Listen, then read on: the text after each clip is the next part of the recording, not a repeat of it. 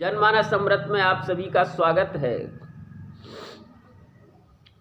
प्रसंग महाभारत से है। जन्मेजय ने पूछा, वैशंपायन जी, मैंने सुना है कि देवताओं के गुरु बृहस्पति के पुत्र कच्छ ने असुरों के गुरु शुक्राचार्य जी से जाकर संजीवनी विद्या सीखी थी। वो क्यों सीखी थी?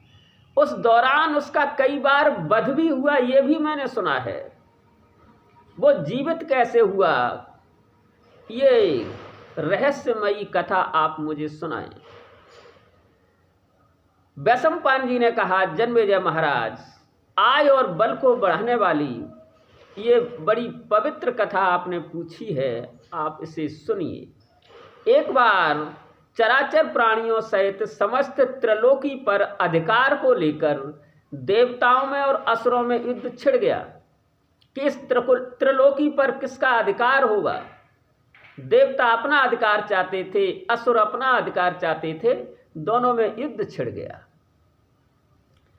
युद्ध के दौरान अपनी अपनी रक्षा के लिए देवताओं के राजा इंद्र ने अंगिरा पुत्र बृहस्पति को अपना गुरु बनाया।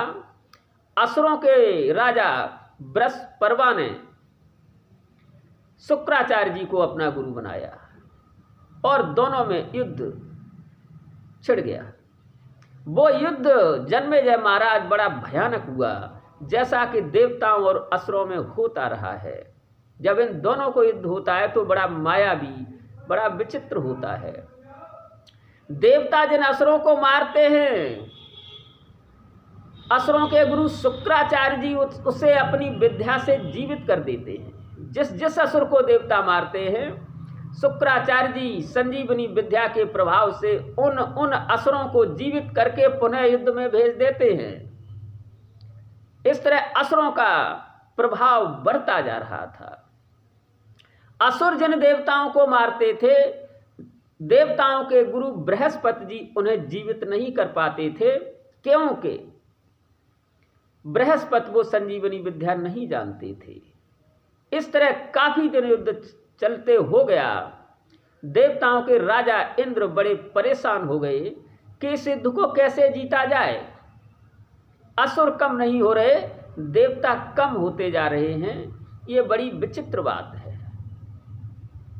इंद्र सभी देवताओं को लेकर गुरु बृहस्पति के पास पहुंचते हैं और कहते हैं, गुरुदेव, कोई उपाय बताइए। असुर तो मर ही नहीं रहे हैं। असुरों को कैसे मारा जाए, उनको कैसे जीता जाए, ये उपाय आप ही बताएं। बृहस्पति ने कहा, इंद्र, आप मेरे बड़े पुत्र कच्छ के पास जाएं। वो युवा है, सुंदर है, धर्मात्मा है, सदाचारी है, शीलवान है, और उससे जाकर कहिए कि वो असुरों के गुरु शुक्राचार्य जी के पास जाए और उनसे शिष्य भाव से वो संजीवनी विद्या सीखे, उन्हें अपना गुरु बनाए और उनसे वो संजीवनी विद्या सीख ले।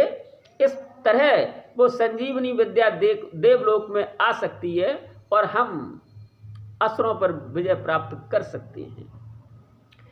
वैशंपायन जी ने कहा, जन्मेजय महाराज, इस प्रकार सभी देवता मिलकर कच्छ के पास गए और कच्छ के सामने बड़े विनम्र भाव से उसकी स्तुति करते हुए बोले, कच्छ, आप सुंदर हैं, युवा हैं, शीलवान हैं, गुणवान हैं, धर्मात्मा हैं, सब कुछ हैं। हम लोग अपने किसी कार्य को करने के लिए आपके पास आए हैं, कार्य को कराने के लिए आपके पास आए हैं। कच्छ ने कहा, देवताओं, कहिए, ऐसा कौन सा आपका कार्य है जो मैं कर सकता हूं? आप आदेश दें, मैं उस कार्य को तुरंत करूंगा। देवताओं के राजा इंद्र ने कहा, कच्छ, आप असुरों के गुरु शुक्राचार्य जी के पास जाइए और शिष्य भाव ग्रहण करिए, उन्हें अपना गुरु बनाइए और उनसे संजीवनी विद्या सीखिए, जिससे कि वो विद्या देवलोक में आ जाए। कच्छ ने बहुत अच्छा कह कर की और चल दिया। जाकर के वो बृहस्पति के राज्य में पहुंचा। वहाँ शुक्राचार्य जी के सामने जब उपस्थित हुआ तो शुक्राचार्य जी ने कहा, कहिए वत्स, आप कौन हैं और क्यों आए हैं? मैं कौन सा आपका प्रिय कार्य करूं? कच्छ ने कहा, भगवान, मैं अंगिरा ऋषि का पौत्र और बृहस्पति का पुत्र कच हूँ। आप मुझे अपने शिष्य के रूप में ग्रहण करें। ब्राह्मण, आप मेरे गुरु हैं। मैं आपके समीप रहकर 1000 वर्षों तक उत्तम ब्रह्मचर्य व्रत का पालन करना चाहता हूँ। इसके लिए आप मुझे अनुमति दें। शुक्राचार्य जी ने कहा, कच, तुम्हारा भली भांति स्वागत है। मैं तुम्हारी प्रार्थना स्वीकार करता हूँ। तुम मेरे लिए आदर के पात्र हो, अतः मैं तुम्हारा सम्मान करूँगा। तुम्हारे सम्मान और सत्कार से स्वयं बृहस्पति का ही सादर सम्मान और आदर होगा। इस तरह जन्मेजय महाराज शुक्राचार्य जी ने कच को अपने पास रह करके ब्रह्मचर्य व्रत का पालन करने के लिए आज्ञा दे दी। कच शुक्राचार्य जी की भक्ति करने लगा और साथ ही साथ उनकी पुत्री देवयानी की भी भक्ति करने लगा। देवयानी भी युवावस्था में प्रवेश कर चुकी थी, सुंदर थी, गुणवान थी, सदाचारिणी थी और कच की ही उम्र की थी। तो कच जिस तरह से गुरु शुक्राचार्य जी प्रसन्न रहे, देवयानी प्रसन्न रहे, वही कार्य करते थे। भिन्न तरह के वाद्य यंत्रों को बजाते थे कच, नृत्य और गायन करते थे। और देवयानी भी युवावस्था में पदार्पण कर चुकी थी। कच उसके लिए फल और फूल लाते थे, उसकी आज्ञा के अनुसार ही कार्य करते थे। इस प्रकार उसकी सेवा में संलग्न रहकर वे सदा ही उसे प्रसन्न रखने लगी, देवयानी और गुरु जी को। जन्मेजय महाराज इस प्रकार ब्रह्मचर्य के व्रत का पालन करते करते कच को वहां 500 वर्ष बीत गए। एक दिन गुरु शुक्राचार्य जी ने कच से कहा, बेटा कच, आज कोई शिष्य और है नहीं, आप इन गौओं को ले जाएं और इन्हें चरा लाएं। बहुत अच्छा गुरुदेव कह करके कच ने गौओं को खोला और जंगल में ले गया। पूरे दिन उसने वहां उन्हें चराया। वो लकड़ी इत्यादि इकट्ठी करता रहा जो शाम को भोजन बनाने के काम आएंगी, और शाम को गौओं को लेकर के घर की तरफ चला। एक वृक्ष के नीचे कच बैठ गया विश्राम के लिए, गौएं भी वहां बैठ गईं। जब कच विश्राम कर रहा था तो उधर से वृषपर्वा के कुछ असुर आए। उन्होंने वहां कच को बैठा देखा और उससे पूछा, आप कौन हैं? कच ने सच सच उत्तर उन्हें दे दिया। कच ने कहा, मैं देवताओं के गुरु बृहस्पति का पुत्र कच हूँ और शुक्राचार्य जी का शिष्य हूँ। असुरों ने सोचा कि देवताओं के गुरु बृहस्पति का ये पुत्र है, ये कोई साधारण नहीं है।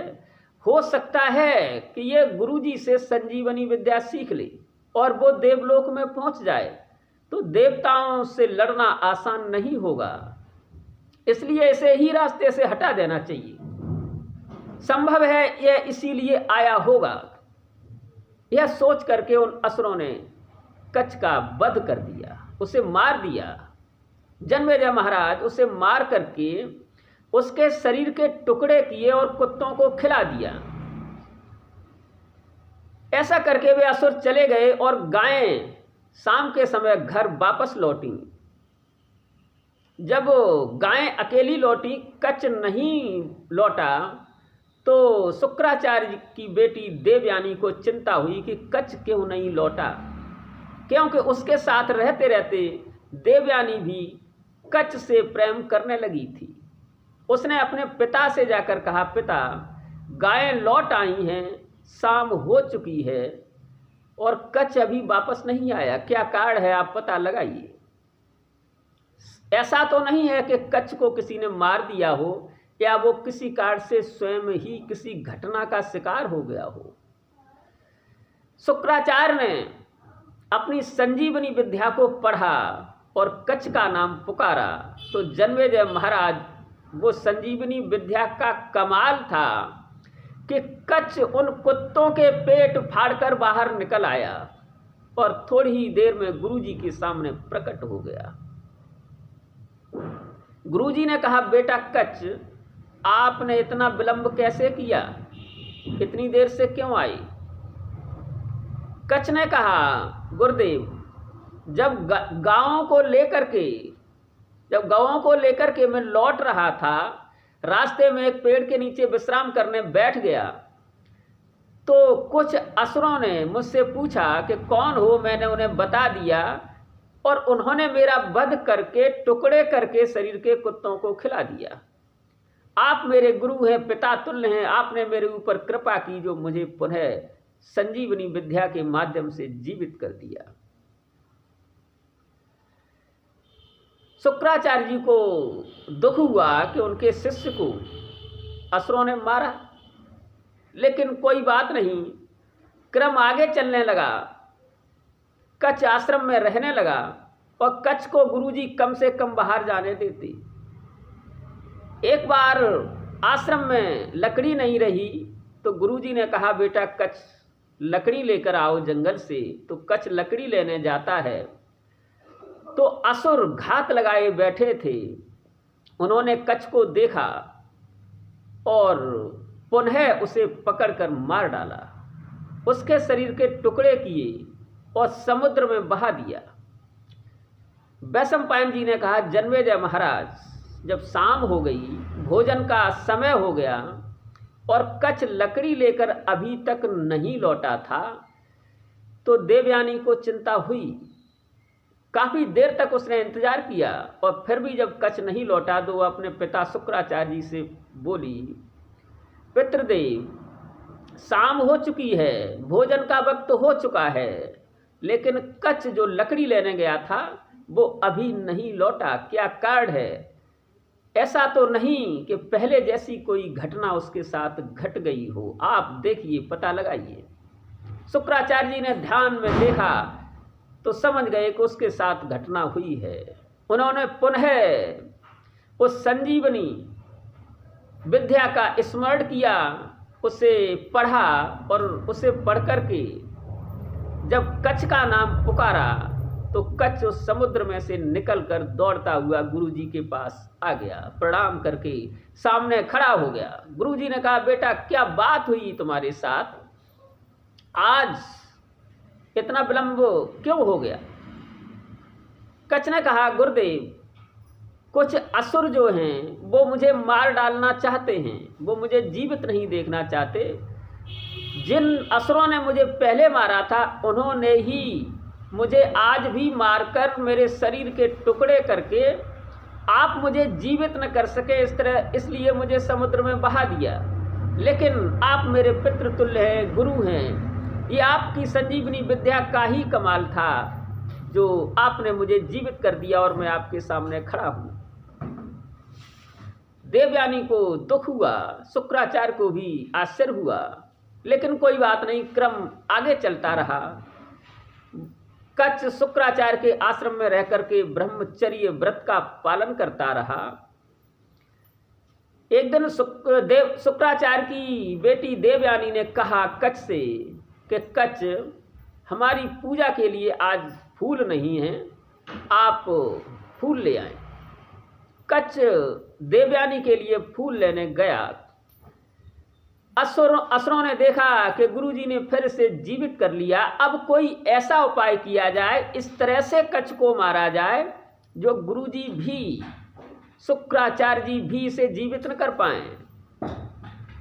वो घात लगा के बैठे रहे। जब उन्होंने देखा कि संध्या का समय है, कच्छ फूल लेने के लिए जा रहा है, तो वो बगीचे में पहुंच गए और जन्मेजय महाराज, उन असुरों ने कच्छ को पकड़ लिया और मार डाला। इस बार उन्होंने उन्हें मार करके जलाया, जला करके उसके शरीर को पीसा, उसके शरीर की राख बना दी। राख को बना करके वो जानते थे अभी इस राख में से भी गुरुजी इसको जीवित कर लेंगे। उसे शराब में मिलाया, मदरा में मिला दिया उस राख को, उसे मदरा में मिला करके और गुरुजी शुक्राचार्य को ही पिला दिया। उस मदरा को गुरुजी पी गए, जिससे कि वो कच्छ उनके पेट में चला गया। जब शाम का धुंधल का गहराने लगा और कच नहीं लौटा। देवयानी संध्या बंधन के लिए फूलों का इंतजार करती रही। जब काफी समय हो जाने पर नहीं लौटा कच, तो देवयानी को चिंता हुई। वो अपने पिता शुक्राचार्य जी के पास पहुंची और कहा, पितृदेव क्या बात है, कच के साथ हर समय ये घटना क्यों घटती है? आज भी वो समय निकला जा रहा है, कच नहीं लौटा है। मैंने उसे फूल लेने के लिए भेजा था। शुक्राचार्य ने कहा, बेटी देवयानी असुर उसे जीवित नहीं देखना चाहते, बार बार उसे मृत्यु के घाट उतार देते हैं। तुम इस तरह उसके लिए व्याकुल क्यों होती हो? मैं कब तक उसको जीवित करूंगा?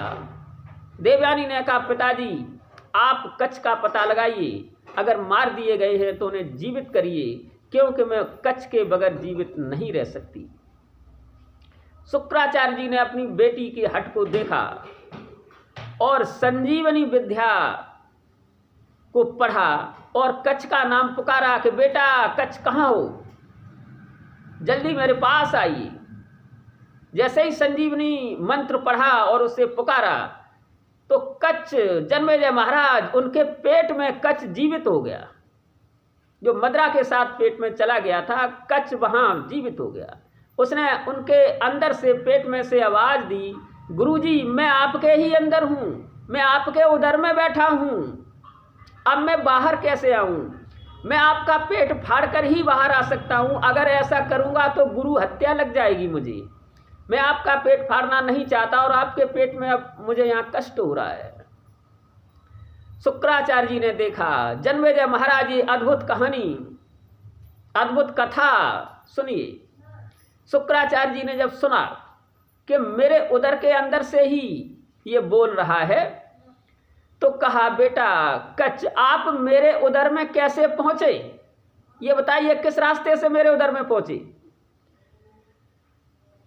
कच ने कहा, गुरुदेव जब मैं फूल लेने गया देवयानी के लिए तो असुरों ने मुझे पकड़ करके मार डाला, मेरे शरीर को जलाया, मेरे शरीर को पीस करके मदरा में मिला दिया और मदरा में मिला करके वो मदरा आपको पिला दी, जिससे कि मैं आपके उदर में पहुंच गया गुरुदेव। अब आपका उदर फाड़ कर मैं बाहर निकलता हूं तो ये ठीक नहीं है, आप ही कोई रास्ता बताइए कि मैं बाहर कैसे निकलूं। शुक्राचार्य जी ने सोचा कि और तो कोई रास्ता है ही नहीं कि आप मेरे उदर से बाहर निकलें। बेटा कच अब आप सिद्ध हो चुके हैं, ब्रह्मचर्य का पालन करते करते आप सिद्ध हो चुके हैं। अब मेरी बात सुनिए, मैं आपको वो संजीवनी विद्या सिखाता हूं, वो आप सीखिए। उसे सीख करके आप मेरा पेट फाड़ करके बाहर आ जाना और बाहर आकर के आप फिर मुझे जला देना, क्योंकि आप मेरा पेट फाड़ कर बाहर आएंगे तो मेरी मृत्यु हो जाएगी, तो आप फिर मुझे जला देना, ऐसा करना। कच ने कहा, ठीक है गुरुदेव, आप संजीवनी विद्या मुझे सिखाइए। वैशंपायन जी ने कहा, जन्मेजय महाराज सुनिए, इस वजह से शुक्राचार्य जी ने, इस मजबूरी में आकर शुक्राचार्य जी ने वो संजीवनी विद्या कच को सिखा दी और वो अंदर उनके उदर में बैठा बैठा सीखने लगा। और सीख करके कच ने कहा, गुरुजी अब मैं वो विद्या सीख चुका हूँ। तो गुरु ने कहा, बेटा आप संजीवनी विद्या सीख गए हैं तो अब आप मेरा उदर फाड़ करके बाहर आ जाएं। वैसे ही कच उनका पेट फाड़ कर बाहर आ गया, गुरुजी की मृत्यु हो गई। कच ने देखा वो खड़ा है, गुरुजी मरे पड़े हैं, तो कच ने अपने पितृतुल्य उन शुक्राचार्य जी को, जन्मेजय महाराज, उस संजीवनी विद्या के बल से जीवित कर दिया। जब गुरुजी जीवित हो गए, उठ खड़े हुए और उन्होंने सोचा कि मदिरापान के प्रति उनके मन में क्रोध और घृणा का भाव जाग उठा कि ये कच मेरे पेट में पहुंचा तो मदिरा पीने से ही पहुंचा, वो शराब पीने से पहुंचा। मेरी मृत्यु हुई तो शराब की ही वजह से हुई। तो अगर मैं शराब को, मदिरा को न पीता तो कच मेरे पेट में नहीं पहुंचता। तो मेरी मृत्यु का कारण नहीं बनता। इसलिए कविपुत्र शुक्र उस मदिरापान के प्रति कुपित हो गई कि ये मदिरा कुछ भी करा सकती है, किसी का भी अहित अनिष्ट करा सकती है और मृत्यु तक घटित हो सकती है। इसके द्वारा, शराब के द्वारा मृत्यु भी घटित हो सकती है। इसलिए उन्होंने कहा, सुनिए सभी, आज से इस जगत का जो कोई भी मंद बुद्ध ब्राह्मण अज्ञान से भी मदिरापान करेगा वह धर्म से भ्रष्ट हो जाएगा और वह ब्रह्म हत्या के पाप का भागी होगा तथा इस लोक और परलोक दोनों में वो निंदित होगा। उन्होंने कहा, जो भी कोई ब्राह्मण मदिरापान करेगा उसे ब्रह्म हत्या का पाप लगेगा, इस लोक में भी उसकी निंदा होगी और परलोक में भी उसकी निंदा होगी, उसे परलोक में भी परिणाम भुगतना पड़ेगा। इसलिए कोई भी ब्राह्मण मदिरापान न करे।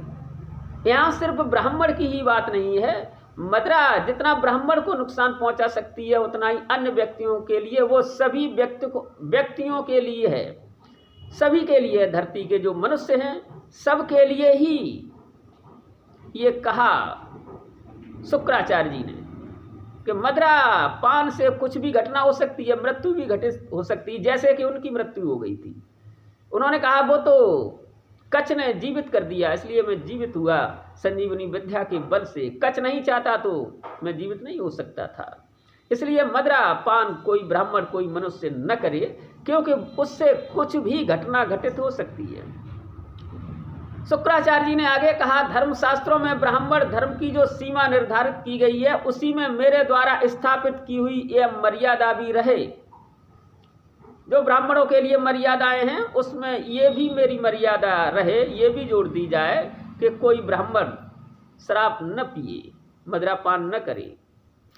और मेरी यह प्रतिज्ञा संपूर्ण लोक में मान्य हो। साधु पुरुष ब्राह्मण गुरुओं के समीप अध्ययन करने वाले शिष्य देवता मनुष्य जगत के सभी लोग मेरी बांधी हुई इस प्रतिज्ञा को सुन लें।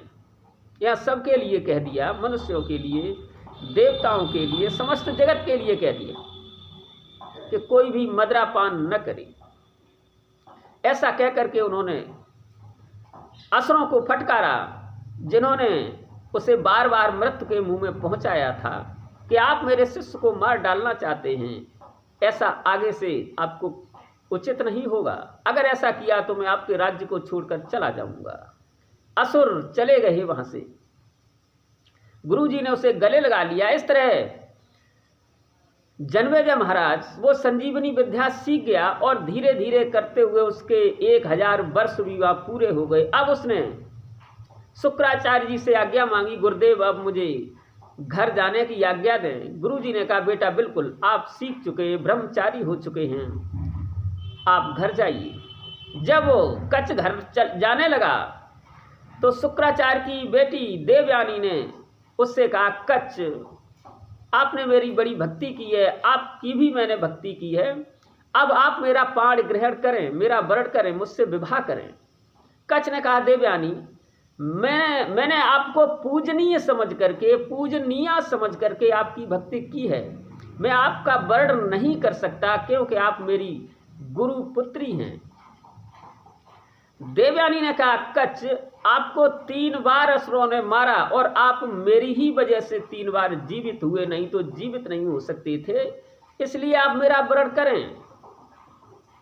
कच्छ ने कहा, देवयानी मैं शुक्राचार्य जी के पेट से उत्पन्न हुआ हूं, वहीं से मैं जीवित हुआ हूं, उनके पेट से निकला हूं, इस तरह से तुम मेरी बहन हुई, तुम शुक्राचार्य जी की पुत्री हो, मैं शुक्राचार्य जी के पेट से निकला हूं, तो आप मेरी बहन हुई और आप जो कह रही हैं वो संभव नहीं है, मैं आपके साथ विवाह नहीं कर सकता। तो ऐसा सुन करके देवयानी कुपित हुई और देवयानी ने कहा, कच्छ तुमने जो विद्या सीखी है वो काम नहीं आएगी। कच्छ ने कहा, आपने मुझे श्राप दे दिया और आप धर्म के अनुकूल बात नहीं कह रही हैं, इसलिए आपको भी कोई भी ब्राह्मण पुत्र वरण नहीं करेगा। लेकिन आपने जो मुझे श्राप दिया है भावनाओं, कामनाओं के वशीभूत होकर दिया है, तो मेरे द्वारा ये फलित नहीं होगी, लेकिन मैं जिसे सिखा दूंगा उसके द्वारा तो ये फलित होगी ही। वैशंपायन जी ने कहा, जन्मेजय महाराज इस प्रकार देवयानी से कहकर के कच्छ वापस देवलोक आया और इस तरह से वो संजीवनी विद्या वापस देवलोक में आ गई।